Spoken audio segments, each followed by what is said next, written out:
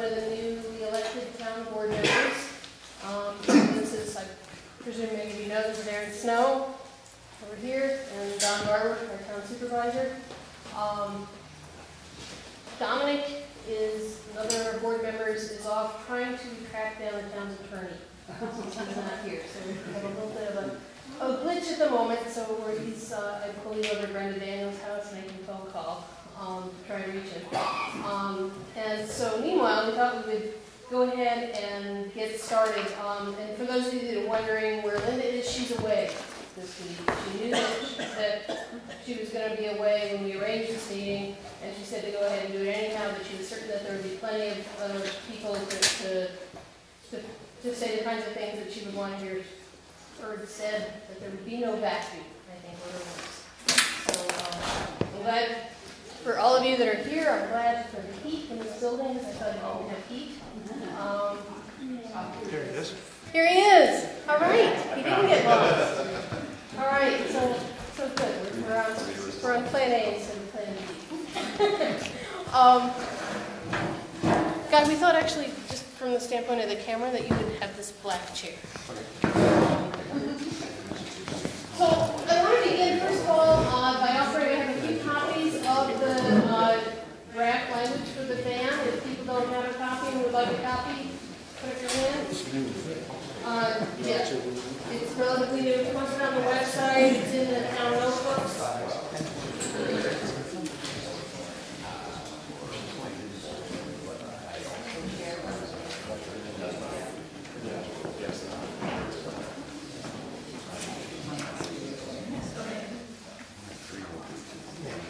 Anybody else? Any copy?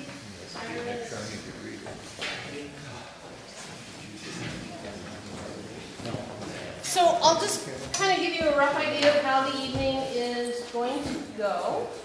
The purpose of tonight's meeting is to have a question and answer session regarding the ban and the implications of the ban. This is, just to clarify, this is not the public hearing part of the process. We thought with an issue of this magnitude, we really want to hear first questions that people have. That's why we have the attorney here to answer them. And then if there are questions that are not of a legal nature, but more of a policy decision kind of nature, we will record those questions and determine next steps to take with those at our upcoming board meetings. So we'll try to. Many of you here were here at the previous meeting where we had a question and answer session about the moratorium, and we're going to follow a similar format to that. Some of you will be relieved to know that we're not going to have to start from ground zero in figuring out ground rules, because I saved them from last time. So I just want to review those. For those of you that are new, if you have questions about them, or if you think that we should add anything or take anything off, I'm open to that kind of discussion. So the group last time was asked what kind of rules would help the conversation go well and help the evening move forward. And these were the ideas that people came forward with. Is that we should be respectful, that one person should speak at a time, that people should say their name and where they're from, that people should raise their hand, speak up so that they're heard. I think the sound is actually a little better here than it was at the church where we had that big blower going. So that should be a little bit easier tonight. That there should be no side conversations, please. That if you're feeling like we need to take a break, somebody say, can we take a break for a little bit, and we can think about doing that. Stand up when you're speaking. That IW, that's me, I would repeat the questions and comments that people make. We did learn very quickly that there would be no way on the planet I could repeat what Guy Crow said. So I won't be doing that.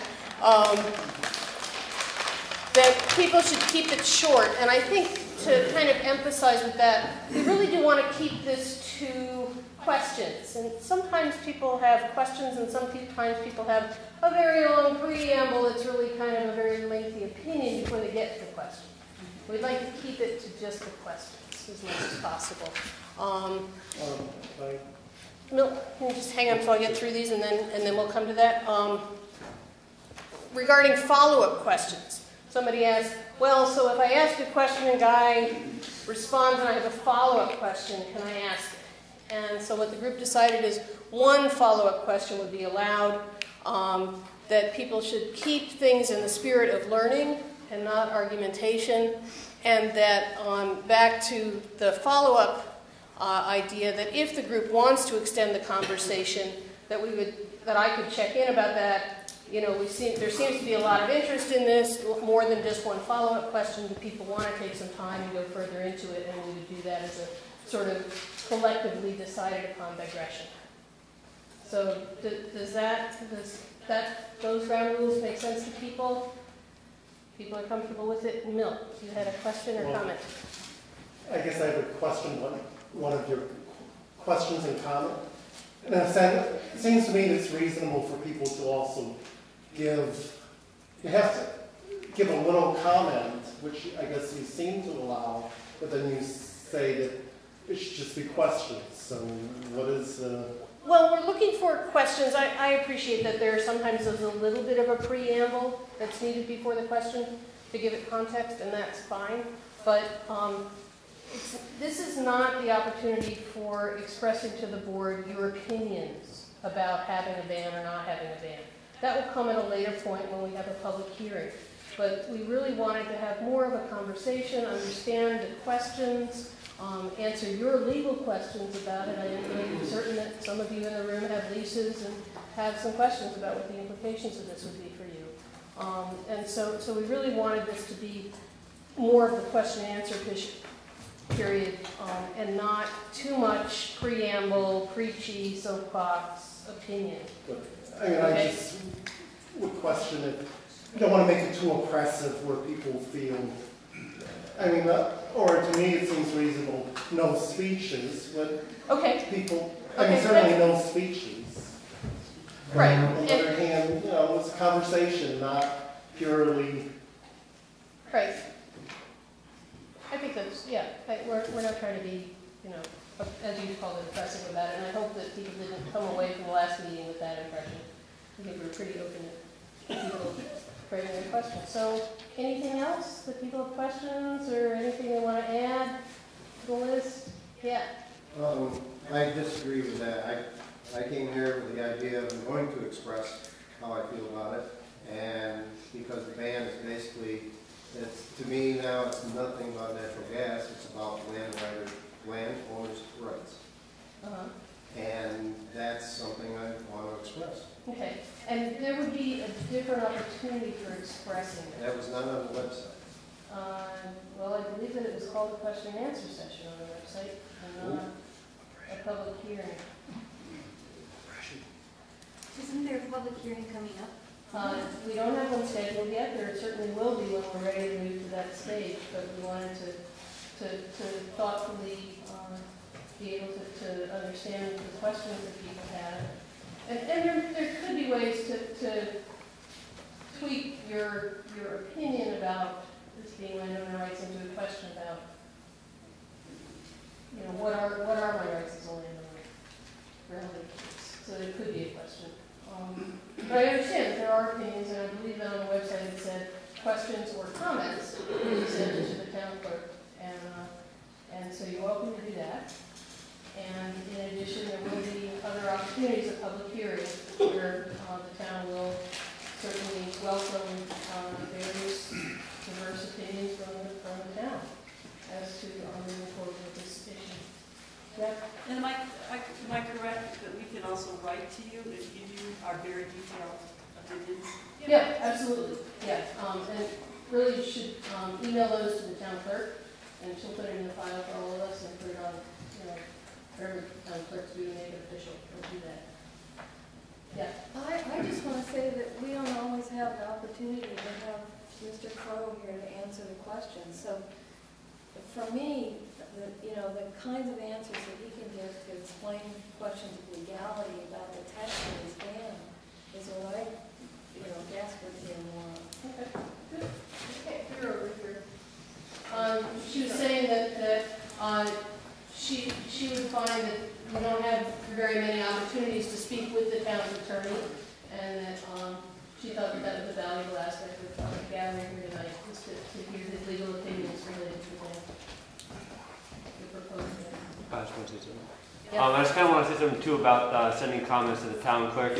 They do get read as well. There's a correspondence file that I know me myself. I like to check regularly. So your comments or whatever do get read. They don't just get sent to the town clerk and go nowhere. They're respected and filed and read. And building off of that, it doesn't need to be emailed by any means. We feel free to write the town clerk, and those get hard copy letters also get put in the correspondence file. Yeah. I thought there was a legally required process that had to go, the town had to go through for citizen input, that this is a law, the town doesn't often set laws, therefore, the legal is this wrong?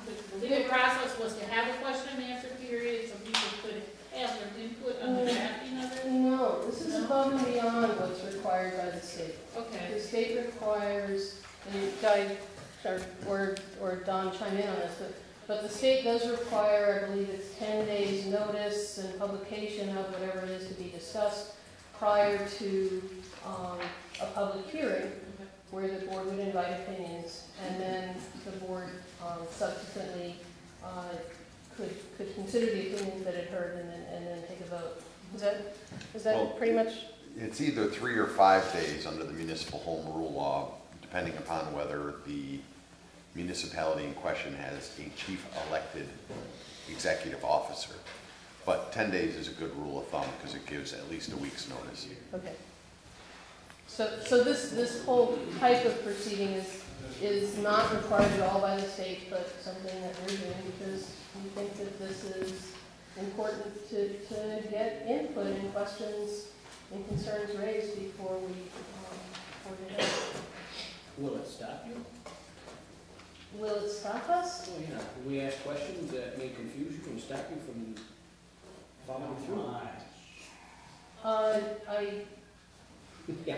Yes. Well, Tony, I think that as we did last time, we will consider what people have to say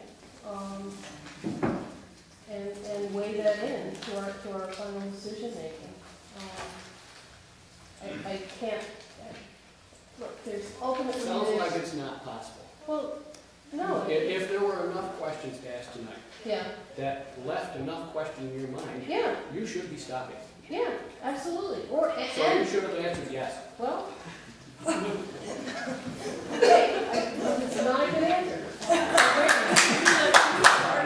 Could we start with little questions for? It's okay. If I can just build off of that. So I think part of the, at least from my perspective, why we're having this question and answer session tonight is because the board just received the language for this proposed law, and so we as board members are trying to understand what the issues are here. So this is really an opportunity for everyone in the room, including the board members, to understand what are the issues and to hear from Guy the kinds of questions that are going to come up. So I think it's, at this point, it's very open, at least from my perspective, what are the main issues here?